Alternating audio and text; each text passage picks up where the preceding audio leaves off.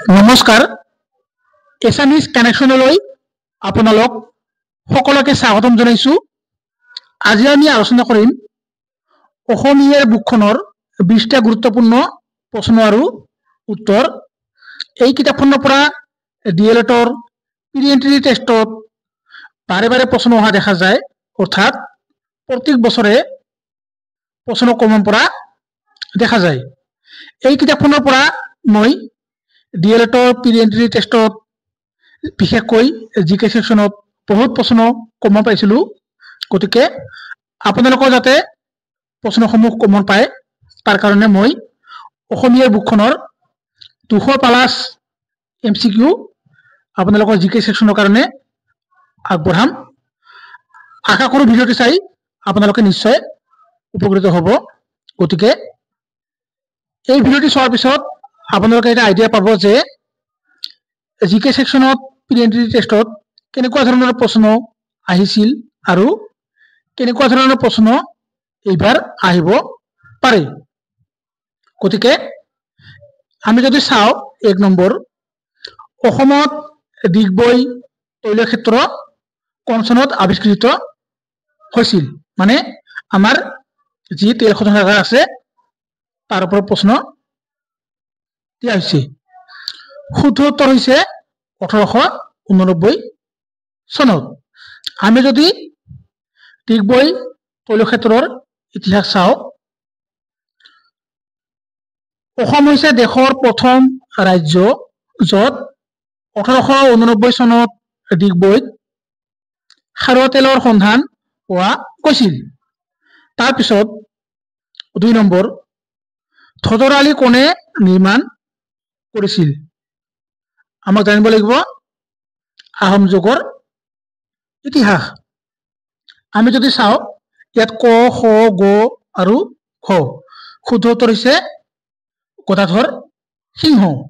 আপোনালোকে নিশ্চয় আমাৰ অসমৰ ইতিহাস পঢ়িছে। গতিকে আমি যদি চাওঁ অসমৰ বিখ্যাত পথ ধদৰ আলি আহোম স্বৰ্গদেউ গদাধৰ সিংহই নিৰ্মাণ কৰাইছিল। তাৰপিছত অসমৰ ৰাজধানী শিৱসাগৰৰ ৰংপুৰৰ পৰা যোৰহাটলৈ কেতিয়া স্থানান্তৰ কৰা হৈছিল? আমাৰ অসমৰ ৰাজধানী হৈছে বৰ্তমান দিছপুৰ, কিন্তু সেই সময়ত কি আছিল? শিৱসাগৰ আছিল আৰু শিৱসাগৰৰ ৰংপুৰ আছিল, আৰু ৰংপুৰৰ পৰা যোৰহাটলৈ কি হৈছিল? স্থানান্তৰ কৰা হৈছিল। কিমান চনত স্থানান্তৰ কৰা হৈছিল? 1794 চনত। আমি যদি ইয়াৰ ইতিহাস চাওঁ, 1794 চনত আহোম স্বৰ্গদেউ গৌৰীনাথ সিংহই শিৱসাগৰৰ ৰংপুৰৰ পৰা যোৰহাটলৈ ৰাজধানী মানে অসমৰ ৰাজধানীখন স্থানান্তৰ কৰাইছিল। তাৰপিছত ভাৰতৰ প্ৰথম অসমীয়া ৰাষ্ট্ৰপতি কোন আছিল?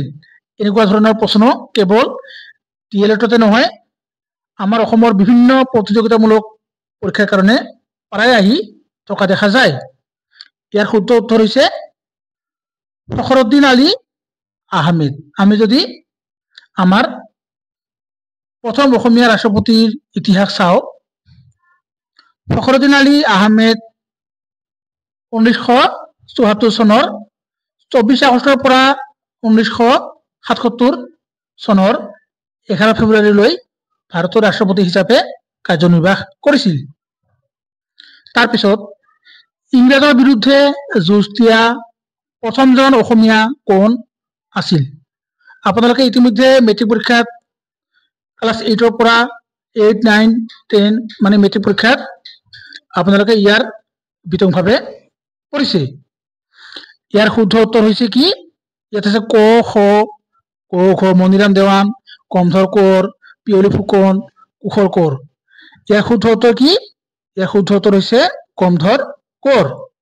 আমি যদি কমধৰ কোঁৱৰৰ ইতিহাস চাওঁ, ইংৰাজৰ বিৰুদ্ধে প্ৰথম উল্লেখনীয় বিদ্ৰোহ কমধৰ কোঁৱৰে 1828 চনত আৰম্ভ কৰিছিল। অৱশ্যে এই বিদ্ৰোহ বিফল হ'ল। কমধৰ কোঁৱৰক 7 বছৰৰ কাৰাদণ্ড বিহা হৈছিল সেইকাৰণে তেওঁ হৈছে কি মানে তেখেত আছিল ইংৰাজৰ বিৰুদ্ধে যুঁজ দিয়া প্ৰথমজন অসমীয়া মানে বীৰ তাৰপিছত 1930 চনৰ ঘূৰণীয়া মেজমেলত অসমৰ প্ৰতিনিধি কোন আছিল ইয়াত অপচন আছে ক খ গ ঘ চন্দ্ৰধৰ বৰুৱা বিষ্ণুৰাম মেধি লোকপ্ৰিয় গোপীনাথ বৰদলৈ আৰু হেমচন্দ্ৰ গোস্বামী ইয়াৰ শুদ্ধ উত্তৰ হৈছে কি চন্দ্ৰধৰ বৰুৱা তাৰপিছত অসম কেতিয়া ইংৰাজৰ অধীন হয় আমাৰ অসমখন আগতে কি আছিল ইংৰাজৰ অধীনত আছিল কিন্তু ভাৰত স্বাধীন হোৱাৰ পিছত কি হয় আমাৰ অসমখন স্বাধীন হয় কিন্তু আমাৰ অসমখন কি আছিল প্ৰথমতে ইংৰাজৰ অধীনত আছিল কিমান চনত আছিল ইয়াত অপচন আছে 1824 22 26 আৰু 17 শুদ্ধ উত্তৰ হৈছে 1826 চনত আমি যদি আমাৰ অসমৰ ইংৰাজৰ অধীনৰ ইতিহাস চাওঁ 1826 চনৰ 24 ফেব্ৰুৱাৰীত ম্যানমাৰৰ এৰাম্বু সন্ধিত ইংৰাজ আৰু ম্যানমাৰৰ ৰজাৰ মানে মান ৰজাৰ মাজত চুক্তি স্বাক্ষৰ হৈছিল ইয়াৰ ওপৰত প্ৰশ্ন আহিছিল যোৱা বৰ্ষত ইয়াৰ ওপৰত প্ৰশ্ন আহিছিল যেনে 1826 চনৰ 24 ফেব্ৰুৱাৰীত ম্যানমাৰৰ এৰাম্বুত মানে এৰাম্বু নামৰ ঠাইত ইংৰাজ আৰু ম্যানমাৰৰ ৰজা অৰ্থাৎ মান ৰজাৰ মাজত চুক্তি স্বাক্ষৰ হৈছিল ইয়াক এৰাম্বু সন্ধি নামেৰে জনা যায় এই সন্ধিৰ ফলত অসম ইংৰাজৰ অধীন হয় আৰু প্ৰায় 600 বছৰীয়া গৌৰৱময় আহোম শাসনৰ যৱনিকা পৰে আপোনালোকে নিশ্চয় গম পাইছে যে এনেকুৱা ধৰণৰ প্ৰশ্ন আমাৰ ডিএলএডৰ প্ৰি এন্ট্ৰি টেষ্টত আহিছিল তাৰপিছত চুতীয়া ৰাজ্যৰ অন্তিমজন ৰজা কোন আছিল আপোনালোকে নিশ্চয় পঢ়িছে ইয়াৰ শুদ্ধ উত্তৰ হৈছে কি নীতিপাল আমি যদি নীতিপালৰ ইতিহাস চাওঁ অষ্টমজন চুতীয়া ৰজা ধীৰ নাৰায়ণ বা ধৰ্মৰাজৰ এটি পুত্ৰ সাধক নাৰায়ণ আৰু কন্যা সাধনী তেওঁ কি হৈছিল বৃদ্ধ অৱস্থাত তেওঁৰ জোৱাই নিতাই বা নীতিপালক ৰাজ্য গতাই দিয়ে পৰৱৰ্তী সময়ত নীতিপালৰ দুৰ্বল শাসনৰ ফলত আহোম ৰজা চুহুংমুং বা দিহিঙীয়া ৰজাই চুতীয়া ৰাজ্য দখল কৰে আৰু চুতীয়া ৰাজ্য আহোমৰ অধীন হয় সাধনী আৰু নীতিপালে আত্মহত্যা কৰে তাৰপিছত নৱগ্ৰহ মন্দিৰ গুৱাহাটীৰ কোনখন পাহাৰৰ শিখৰত অৱস্থিত এই প্ৰশ্নটো বহুত গুৰুত্বপূৰ্ণ কিয়নো এই প্ৰশ্নটো বাৰে বাৰে আহি থাকে আৰু আপোনালোকে জানেই এটা কমন নাম নীলাচল পাহাৰ সকলোৱে কৰি আহে কিন্তু শুদ্ধ উত্তৰ কি চিত্ৰাচল পাহাৰ আমি যদি নৱগ্ৰহ মন্দিৰৰ ইতিহাস চাওঁ নৱগ্ৰহ হৈছে 9টা গ্ৰহৰ মন্দিৰ আৰু ই পূব গুৱাহাটীৰ চিত্ৰাচল পাহাৰৰ শিখৰত অৱস্থিত এই মন্দিৰ জ্যোতিষশাস্ত্ৰ আৰু জ্যোতিৰ্বিদ্যাৰ বাবে জনাজাত আছিল এইভাবেই গুৱাহাটীক প্ৰাগজ্যোতিষপুৰ বা জ্যোতিষশাস্ত্ৰৰ পূৰ্ব চহৰ হিচাপে জনাজাত কিন্তু আপোনালোকে প্ৰায় সংখ্যকে এই প্ৰশ্নটো ভুল কৰি আহি ইউটিউবৰ কমেন্ট বক্সত জনাই যে মই এইটো প্ৰশ্ন নীলাচল বুলি ৱেবাৰত গড় কৰি আহিলো কিন্তু আচলতে এই প্ৰশ্নটোৰ উত্তৰ হৈছে কি চিত্ৰাচল পাহাৰ তাৰপিছত আহোম সাম্ৰাজ্যৰ প্ৰথম ৰাজধানী ক'ত আছিল বা ক'ত অৱস্থিত শুদ্ধ উত্তৰ হৈছে কি চৰাইদেউ চৰাইদেউ ক'ত আছিল বৰ্তমান চৰাইদেউ জিলা হৈছে শিৱসাগৰত কিন্তু শিৱসাগৰ আৰু চৰাইদেউ প্ৰায় কি আছিল একে আছিল কিন্তু আমাৰ সন্মানীয় মামাই কি কৰিছে এখন নতুন কৰি জিলা ঘোষণা কৰিছিল সেইকাৰণে চৰাইদেউ পৃথক হৈছিল কিন্তু আগতে কি আছিল আহোম সাম্ৰাজ্যৰ প্ৰথম ৰাজধানী ক'ত আছিল চৰাইদেউত আছিল আমি যদি চৰাইদেউৰ ইতিহাস চাওঁ 1253 চনত প্ৰথম আহোম স্বৰ্গদেউ চুকাফাই চৰাইদেউত ৰাজধানী পাতিছিল তাৰপিছত অসমৰ বুৰঞ্জীত শুক্লধ্বজ কি নামেৰে জনাজাত আপোনালোকে বিশ্বসিংহ নৰনাৰায়ণ চিলাৰায়ৰ কথা শুনিছে তাৰ ওপৰতে প্ৰশ্ন প্ৰায় আহি থাকে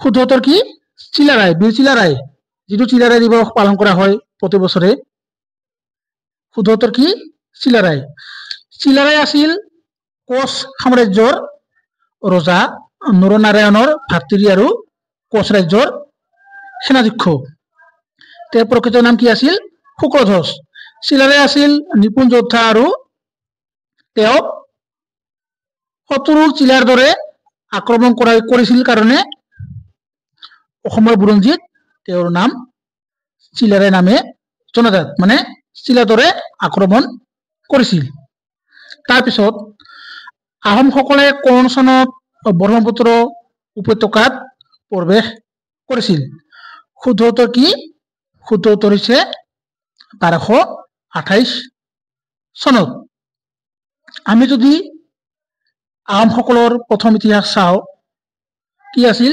ত্ৰয়োদশ শতিকাত চুকাফাই এদল সহযোগীৰ সৈতে পাটকাই পাহাৰৰ মানে পাটকাই পৰ্বতত থিতাপি লৈছিল তেওঁ আছিল উজনিৰ ব্ৰহ্মদেশৰ মানে এতিয়াৰ ম্যানমাৰৰ মাওলুঙৰ ৰাজকোঁৱৰ 1228 চনত তেওঁ নগা সাম্ৰাজ্যৰ সীমা অতিক্ৰমকাৰী কৰি অসমত প্ৰৱেশ কৰিছিল ইয়াৰ পৰা প্ৰশ্ন বাৰে বাৰে আহে অসমৰ কোনে বিখ্যাত দাণ্ডি যাত্ৰাত ভাগ লৈছিল ইয়াৰ শুদ্ধ উত্তৰ কি ইয়াত আছে লীলাধৰ বৰুৱা নবীন চন্দ্ৰ বৰদলৈ তৰুণৰাম ফুকন আৰু কুলধৰ চলিহা এতিয়া কি কৈছে আমাৰ যিটো দাণ্ডি যাত্ৰা কাৰ নেতৃত্বত হৈছিল আমাৰ জাতিৰ পিতা মহাত্মা গান্ধীৰ তাত কোনে অসমৰ পৰা নেতৃত্ব দিছিল মানে লীড লৈছিল শুদ্ধ উত্তৰ হৈছে লীলাধৰ বৰুৱা মহাত্মা গান্ধীৰ আহ্বান ক্ৰমে লীলাধৰ বৰুৱাই 1908 চনৰ পৰা মানে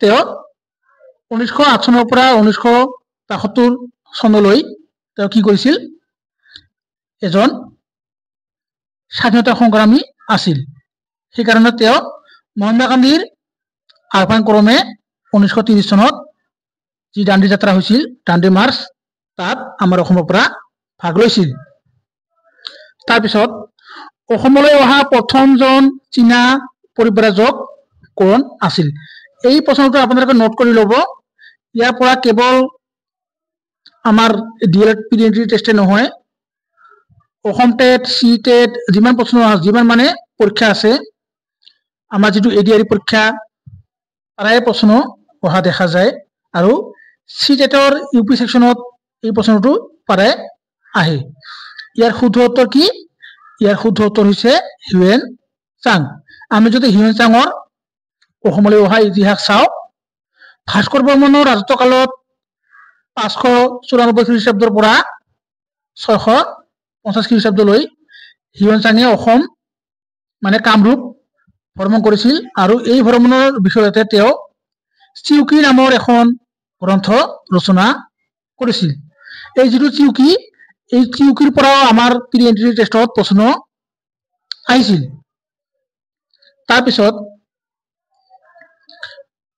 শৰাইঘাটৰ দলং কেতিয়া নিৰ্মাণ হৈছিল শুদ্ধ উত্তৰ কি ক খ গ ঘ শুদ্ধ উত্তৰ হৈছে 1963 চনত আমি যদি শৰাইঘাটৰ ইতিহাস চাওঁ ৰেল আৰু মটৰ বাহন চলিব পৰা অসমৰ প্ৰথমখন দলং শৰাইঘাট দলং গুৱাহাটীৰ ব্ৰহ্মপুত্ৰত নিৰ্মাণ কৰা হৈছিল আৰু কিমান চনত 1965 চনত শৰাইঘাট দলং উন্মোচন কৰিছিল তদানীন্তন প্ৰধানমন্ত্ৰী জৱাহৰলাল নেহৰু।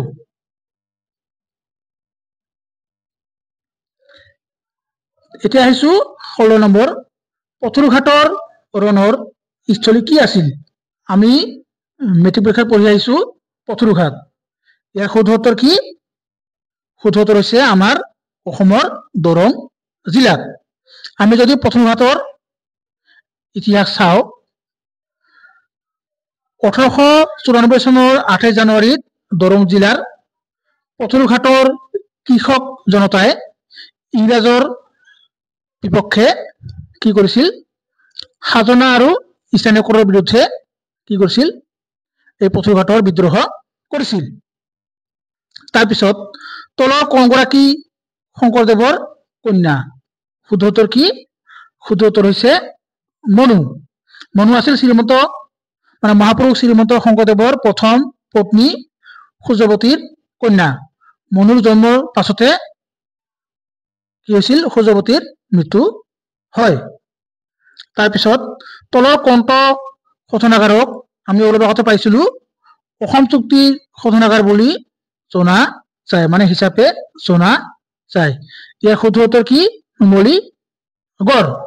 আমি যদি নুমলীগড়ৰ ইতিহাস চাওঁ নুমলীগড় শোধনাগাৰক অসম চুক্তিৰ শোধনাগাৰ হিচাপে জনা যায় কিয়নো 1985 চনৰ অসম চুক্তিৰ আধাৰত ই স্থাপিত হৈছিল। তাৰপিছত গৰমপানী অভয়াৰণ্য ক'ত অৱস্থিত? শুদ্ধ উত্তৰ কি? কাৰ্বি আংলং আৰু গোলাঘাট। মানে একেলগে থাকিলে যদি কেৱল কাৰ্বি আংলং থাকে সেইটো শুদ্ধ আৰু যদি গোলাঘাট থাকে সেইটো শুদ্ধ। তাৰপিছত আমি যদি গৰমপানীৰ ইতিহাস চাওঁ মানে গৰমপানীৰ বিষয়ে আমি যদি ভালদৰে চাওঁ গৰমপানী অভয়াৰণ্য ইয়াৰ গৰমপানীৰ উহৰ বাবে জনাজাত। তাৰপিছত আমাৰ ভাৰতৰ হিমাচল প্ৰদেশতো গৰমপানীৰ উহ পোৱা যায়।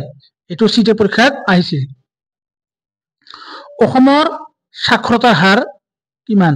আমাৰ যিটো 2011 চনৰ লোকপিয়ল হৈছিল সেই লোকপিয়ল মতে আমাৰ অসমৰ সাক্ষৰতাৰ হাৰ হৈছে কিমান? আপোনালোকে এইটো কমেন্ট বক্সত জনাব। গতিকে এইখিনি আছিল আজিৰ ভিডিঅ'টিৰ মূল বিষয়। আশা কৰো ভিডিঅ'টি চাই আপোনালোকে নিশ্চয় উপকৃত হ'ব। ইয়াৰ পৰৱৰ্তী সময়ত অসমীয়াৰ বুকৰ যিমান গুৰুত্বপূৰ্ণ প্ৰশ্ন আছে 200+ প্ৰথমতে কৈছিলো সেই 200+ প্ৰশ্ন উত্তৰ আলোচনা কৰিম। লগতে বিশাল সংগ্ৰহৰ যি গুৰুত্বপূৰ্ণ প্ৰশ্ন আছে সেই সম্পৰ্কেও আলোচনা কৰিম। সমাজ অধ্যয়ন, গণিত, ইংৰাজী ব্যাকৰণ, সাধাৰণ গণিত, নাম্বাৰ চিষ্টেম, ভগ্নাংশ যিমান আছে গোটেইখিনি আলোচনা কৰিম। আৰু অহা কাইলৈ আমাৰ যিটো DLEDৰ প্ৰি এন্ট্ৰি টেষ্টৰ যি অসমীয়া পেডাগজি সেই পেডাগজিৰ মানে অসমীয়া ভাষাৰ শিক্ষণ বিজ্ঞান যিটো ভাষা শিক্ষণৰ উদ্দেশ্য লক্ষ্য ভাষা শিক্ষণৰ যিবিলাক মানে কি আছে দক্ষতা আছে কৌশল আছে গোটেই ভিডিঅ' অহাকালিৰ পৰা আপোনালোকে ৰেগুলাৰ পাবলৈ সক্ষম হ'ব। গতিকে আপোনালোক সকলোকে এই ভিডিঅ'টি লৈ চোৱাৰ কাৰণে বহুত বহুত ধন্যবাদ। জয় অসম।